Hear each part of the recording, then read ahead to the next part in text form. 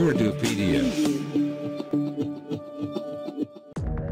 अस्सलाम वालेकुम दोस्तों, उर्दूपीडिया में एक नई वीडियो के साथ हाजिर हूँ। दोस्तों, आपने अक्सर अपने आसपास और इंटरनेट पर ऐसी कई वीडियोस देखी होंगी जिसमें अजीबोगरीब पैदाइशी बच्चों के बारे में आपने देखा होगा। वो पैदाइशी अबनॉर्मल बच्चे बहुत अजीब दिखते हैं और उनको देखने से ही खौफ तारी हो जाता है। आज हम आपको इस वीडियो में कुछ ऐसे ही अजीबोगरीब पैदाइशी बच्चों और अजीबोगरीब बीमारियों के बारे में बताएंगे जो शायद आपने पहले कभी नहीं सुनी।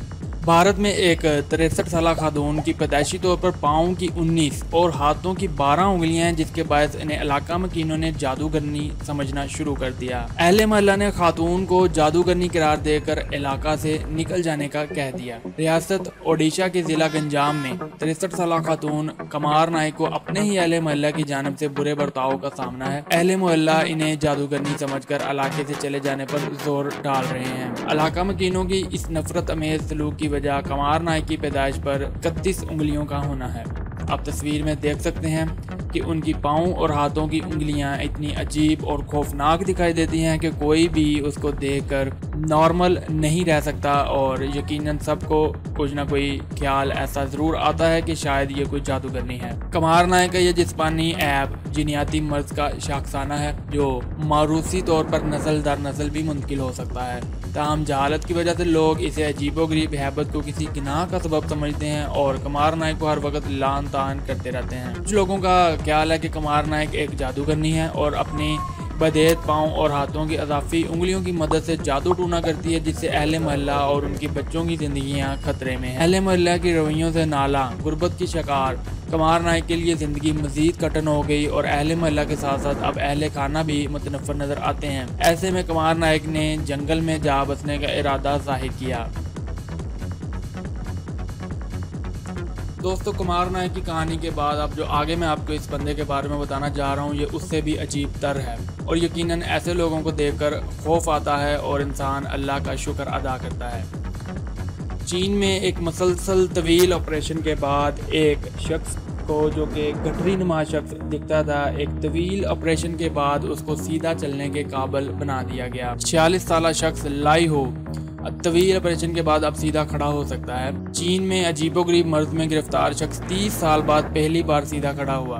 46 साल लाई हुआ एक मर्ज एनक्लोजिंग स्पॉन्डिलाइटिस का शिकार था और इसका धड़ आगे की जानब इस कदर मुड़ चुका था कि इसका चेहरा रानों से चिपका हुआ था।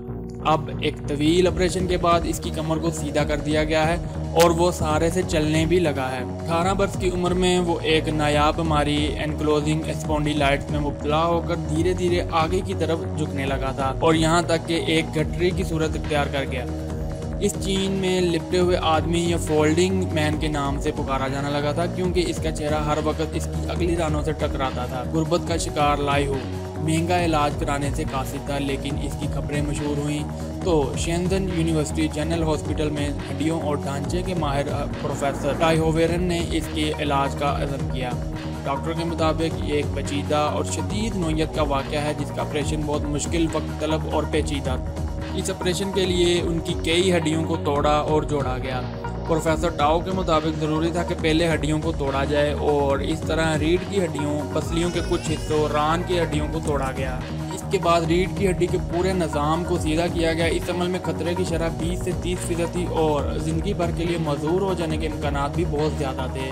ऐसे मरीज़ कम अज़ कम अपना सर ज़रूर उठा सकते हैं, लेकिन लाई हुआ इससे भी कासिर था और यूँ ऑपरेशन मज़ीद पेचीदा और मुश्किल हो गया।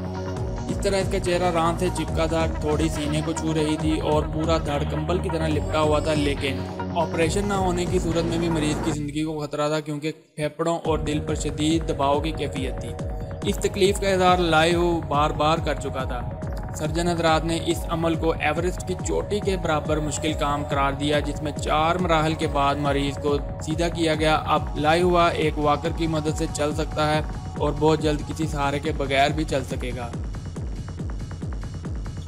दोस्तों, कमार नाइक और लाइवा की कहानियाँ यकीनन अजीब दर थीं, लेकिन अब इस तीसरी कहानी में हम आपको जो दिखाने जा रहे हैं वो यकीनन आपके लिए हैरान कुन होगा।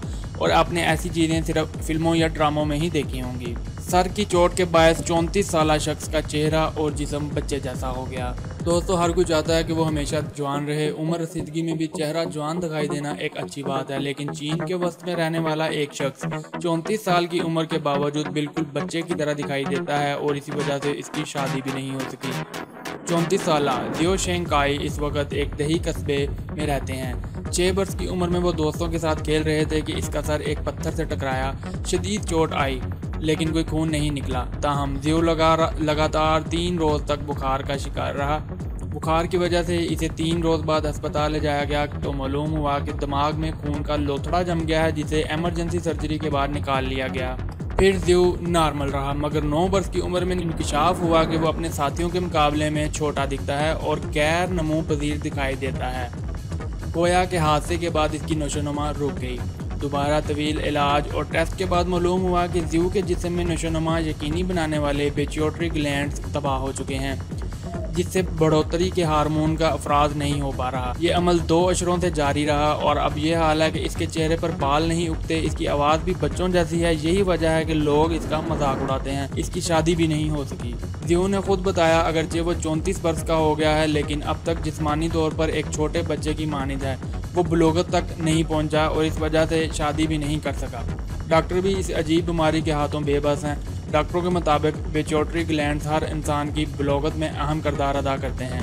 अब जियो ने रोजगार के लिए हजामत की दुकान खोली है, जहां वो अपने ग्राहकों से अक्सर कहते हैं कि इनके दोस्तों के चेहरों पर झुर्रियां आ जाएंगी, लेकिन वो इसी तरह जवान और बच्चे ही रहेंगे। मज़ीद इस तरह की वीडियोस देखने के लिए मेरे चैनल को सब्सक्राइब करें और बेल आइकन लाजमी दबाइए। अल्लाह हाफिज़।